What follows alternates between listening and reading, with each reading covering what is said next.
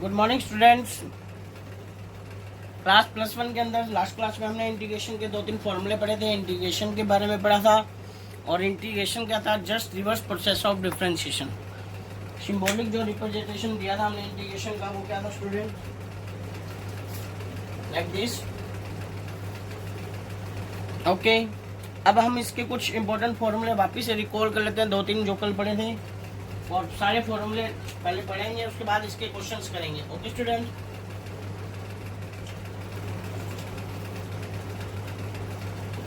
First formula x and dx, that is x n plus 1 upon n plus 1 plus c।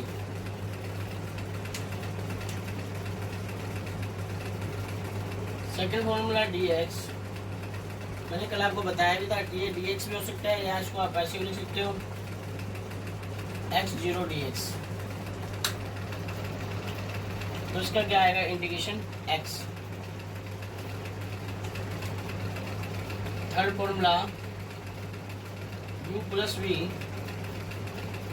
dx, तो आप इसको लिख सकते हो u dx प्लस v dx। Fourth formula C X N की power D X, C constant है, इसको बाहर किया और एक्स एन में लगा दिया एक्स एन प्लस 1 अपॉन में एन प्लस 1। यहाँ भी प्लस सी कॉन्स्टेंट का लगा सकते हो, यहाँ भी प्लस सी लगा सकते हो कॉन्स्टेंट का, यहाँ भी प्लस सी लगा सकते हो। ओके स्टूडेंट,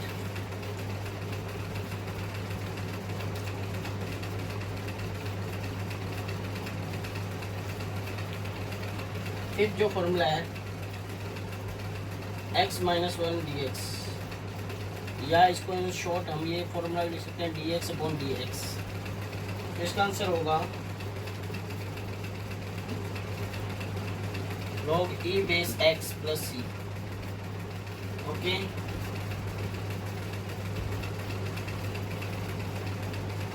नेक्स्ट जो फॉर्मूला स्टूडेंट हमारे पास,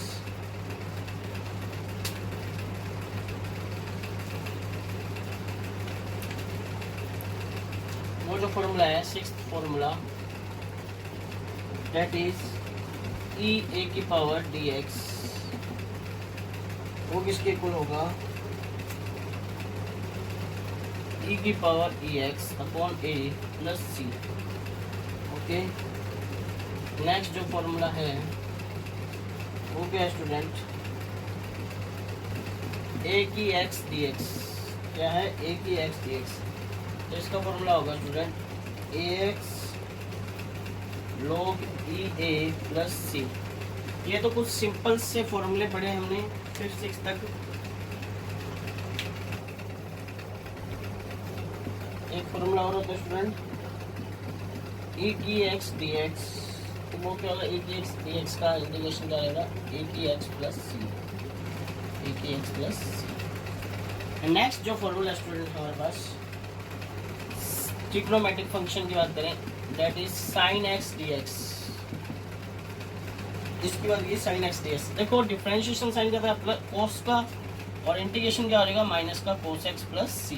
सी आप लगाओ ना लगाओ, मैथ्स में जरूरत पड़ती है, कॉन्स्टेंट को रिप्रेजेंट करते हैं, हमें लगाना है नहीं लगाना कोई दिक्कत नहीं। फिर एक फॉर्मूला और आता है इंटीग्रेशन का, sine N x D X, sine N x D X. इसका वाला फॉर्मूला आता है इसका minus cos N x upon में एन प्लस सी। जो वैल्यू देगी, जैसे सपोज साइन 3x दे दिया, साइन 3x फॉर एग्जांपल के तौर पे यहाँ करा रहा हूँ मैं, जैसे आपको दे दिया साइन 3x dx, तो इसका इंटीग्रेशन हो जाएगा माइनस कोस 3x अपॉन में 3 प्लस में सी। और यही चीज़ अगर डिफ्रेंशिएशन में आती तो ये n है जो मल्टीप्लाई में आ जाता, किस में आया था, n मल्टीप्लाई में। ओके, नेक्स्ट जो फॉर्मूला है cos x dx, cos का डिफरेंशिएशन क्या आ जाएगा student, sine, that is sine x plus C. 12 जो फॉर्मूला है same, cos N x D x, तो इसका आंसर क्या आएगा, वही सेम चीज, sine N x upon n plus C. Okay student, next जो फॉर्मूला है हमारे पास, क्वेश्चन फॉर्मूला नंबर 13,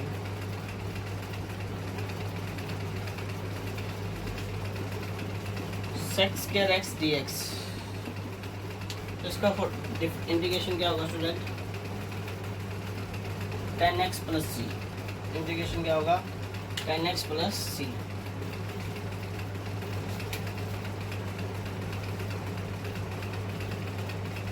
जो फॉर्मूला है that is cosec square x, तो इसका फॉर्मूला, इसका क्या आ जाएगा स्टूडेंट आंसर हमारे पास, कोसेक स्क्वायर एक्स का इंटीग्रेशन क्या होगा, minus cot x plus C. Okay, next जो है इंटीग्रेशन है वो है सेक एक्स टेन एक्स।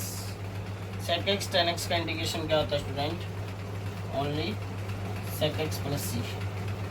ठीक है, नेक्स्ट जो फॉर्मूला है वो है cosec x cot x. Cosec x cot x का इंटीग्रेशन क्या हो जाएगा student, minus cosec x. Okay,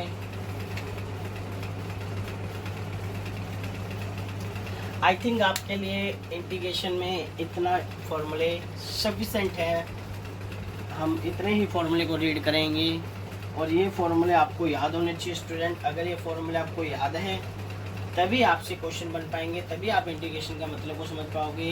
तो डैट इज ए सिंपल फॉर्मूले ऑफ इंटीग्रेशन, इसे हमने क्या नाम दिया है, सिंपल फॉर्मूले ऑफ इंटीग्रेशन। तो हम न्यूमेरिकल जब सॉल्व करते हैं इसको कुछ कुछ बातें लेके चलते हैं एग्जाम्पल के तौर पे। एग्जाम्पल के तौर पे सपोज पहला हमारे पास ये आ गया x की 6 dx, तो यहाँ हमने फॉर्मूला लगाया x की n dx वाला, और ये फॉर्मूला क्या होगा student, X N plus one upon में एन प्लस वन, यानी कि n क्या है 6, x 6 प्लस वन अपॉन में 6 प्लस वन, तो ये क्या हो जाएगा x 7 अपॉन में 7। दूसरा ये एग्जाम्पल स्टूडेंट ले लिया मैंने, जैसे 4x क्यूब dx, 4 इंटीग्रेशन का कॉन्स्टेंट है तो उसे बाहर ले लिया, that is X cube D X. X cube D X में यही वाले आइडेंटिटी लगाई, हमने फॉर्मूला लगाया, तो ये हो गया एक्स 3 प्लस वन अपॉन में 3 प्लस वन, यानी 4x की 4 अपॉन में 4। तो 4 से 4 क्या हो गया, कैंसिल, 4 से 4 क्या होगा स्टूडेंट, कैंसिल, तो ये आ गया आपके पास x का 4 आंसर में। तो ये मेथड था आपके पास। अगर इसी में के अंदर मैं और आपको एग्जांपल लेके चले हम इसमें और इसको सॉल्व करें, तो इसका और इंटीग्रेशन हम कैसे कर सकते हैं। देखो फॉर एग्जांपल के तौर पे इसके इस फॉर्मूले पे बेस कैसे करेंगे हम, जो हमने किया, जैसे u dx प्लस v dx। ओके स्टूडेंट, तो सपोज आपको ऐसे दे दिया x cube plus 3x square plus 4, integrate, इसको इंटीग्रेट करना है। ओके स्टूडेंट, तो अब इसको अलग अलग लिख सकते हैं हम।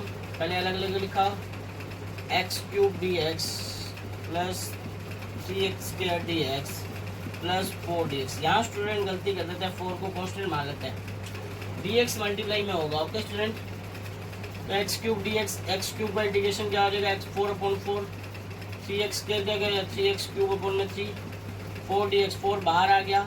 ये dx का इंटीग्रेशन क्या होता है, x हमने फॉर्मूला पढ़ा है, ये 3 से 3 कैंसिल, और ये क्या आ जाएगा 4x। तो सिंपल से फॉर्मूले स्टूडेंट समझने हैं, आंसर करने हैं, बेसिक सी नॉलेज है। dx को अंदर मल्टीप्लाई किया, ये 3 कांस्टेंट का इंटीग्रेशन से बाहर आया, x के dx में वही x n लगाया, 4 कांस्टेंट बाहर, dx का इंटीग्रेशन मैंने आपको प्रूफ करके दिखाया था क्या होता है x। तो ये एग्जांपल हो गया फॉर्मूले को कैसे सोल्व करना है। फिर नेक्स्ट एग्जांपल जो लेते हैं हम फॉर्मूले के अंदर, सपोज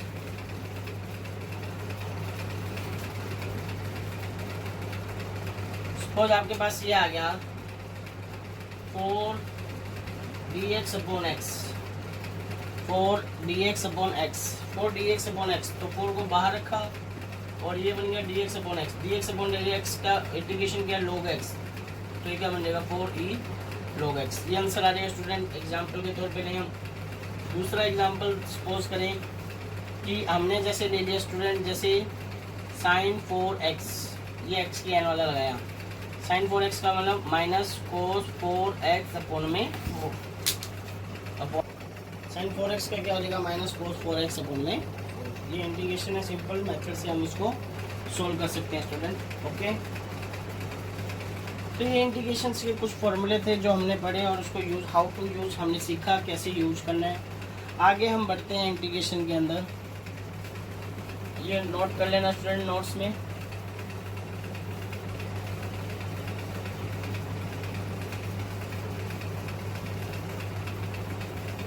नेक्स्ट जो टॉपिक है स्टूडेंट हमारा मेथड ऑफ इंटीग्रेशन है। Method of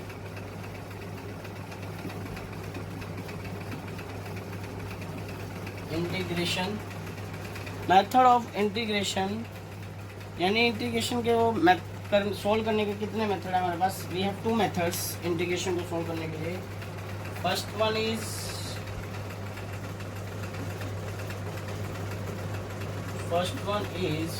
integration by substitution. Integration by substitution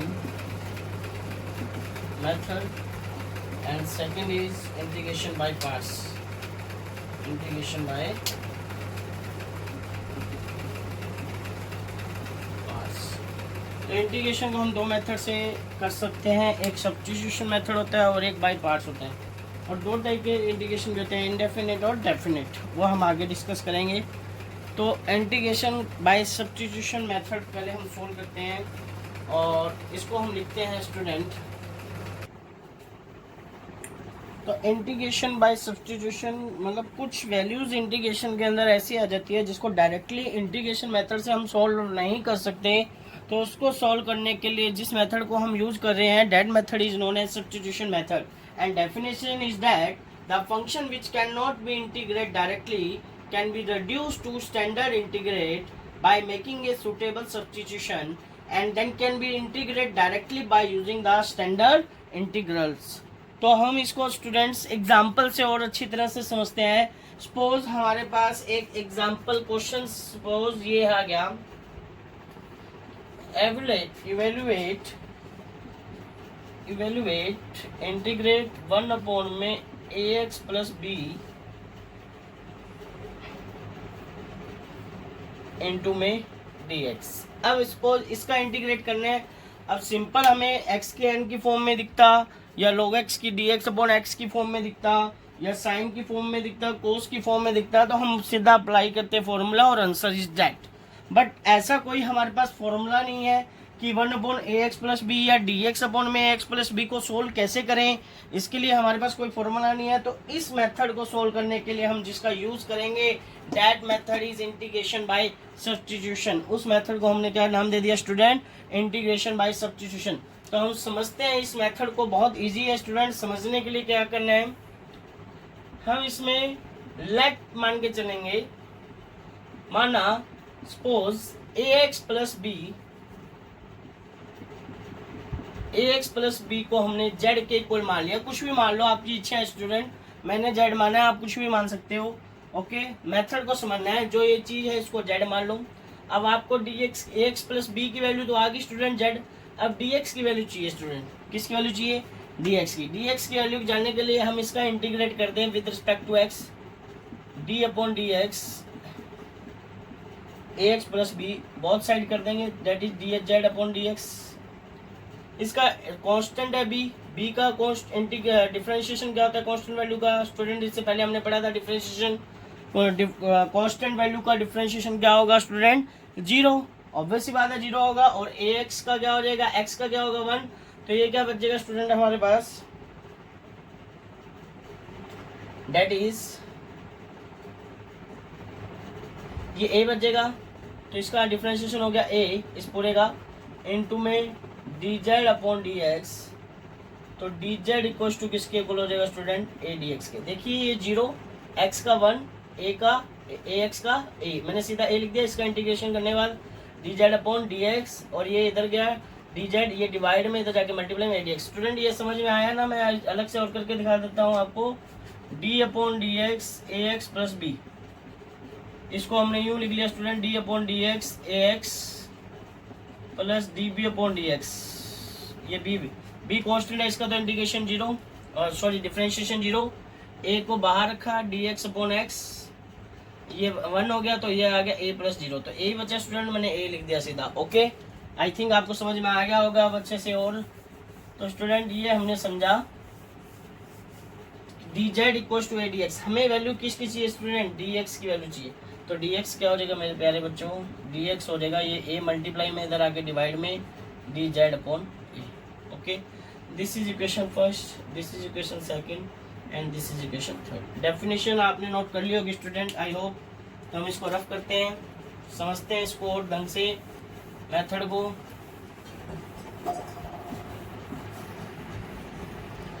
value रखेंगे स्टूडेंट फॉर्मूले के using second third in first, using second and third in first, that is 1 upon a x plus B की value क्या होगी student हमारे पास? Z from second, 1 upon z. और d x की वैल्यू क्या होगी स्टूडेंट?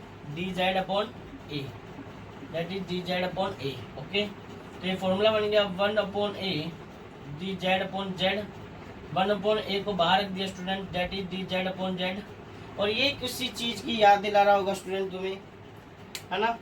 और ये किसकी याद दिला रहा है? ये याद दिला रहा है आपको एक नए फॉर्मूले की जो आपने पढ़ा था इंटीग्रेशन में, D X upon X equal to log X. तो डी जेड अपॉन जेड क्या बन जाएगा स्टूडेंट? Log Z. तो 1 अपॉन ए लॉग जेड। और what is the value of Z? Z is A x plus B, value रखी यहाँ पर log A x plus B, that is your answer. Okay student, ये आपका क्या आ गया answer. तो दैट मेथड, इस मेथड को हमने क्या नाम दिया स्टूडेंट? Integration by substitution. जब आप क्वेश्चंस करोगे, प्रैक्टिस में लाओगे, तो आपको अपने आप आइडिया हो जाएगा ये कैसे करना है। समझ रहे हो? वैसे फिजिक्स में हम इसका यूज नहीं करते हैं ज़्यादा, फिर भी हम बता देते हैं आपको, मैथमेटिकल टूल्स के अंदर पार्ट्स था। तो आई थिंक आपको समझ में आया होगा integration by substitution methods. Okay student, तो स्टूडेंट इसके और एग्जांपल और इंटीग्रेशन बाय हमारा जो सेकंड मेथड था पार्ट्स, वो हम कल डिस्कस करेंगे। If you have any doubt from this lecture, please comment the inbox. Okay student, have a good day, God bless.